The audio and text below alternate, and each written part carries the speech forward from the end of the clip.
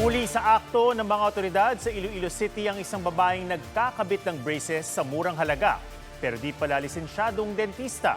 Ayon sa pulisya, natutulang sa online dental tutorials ang suspect. May report si John Consulta. Nagsasagawa ng dental procedure ang babaeng yan sa Iloilo City nang biglang salakayin ng mga taga-Regional Anti-Cybercrime Unit.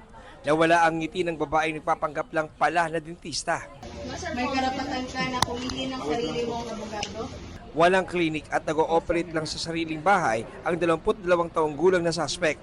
Ang alok niya online, teeth whitening, pagpapapustiso at 3,000 pesos na halaga ng pagpapakabit ng braces.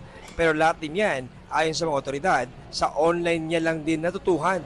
Pamangkot namon kung diin siya kabalo magkabit sa mga brace. Siling niya na kita niya lang sa iban o kung search niya lang siguro sa YouTube. Walang pahayag sa media ang suspect pero ayon sa pulisya, umamin sa kanila ang suspect na alam niyang iligal ang kanyang ginagawa.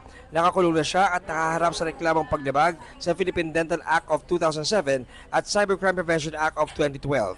Babala ng Philippine Dental Association, peligroso ang pagtangkilik sa mga hindi lehitimong dentista. Kahit nga araw mga lisensyadong dentista, kailangan kumuha ng orthodontic certification para makapaglagay ng braces. Hindi tungod kay barato, effective kag safe, no?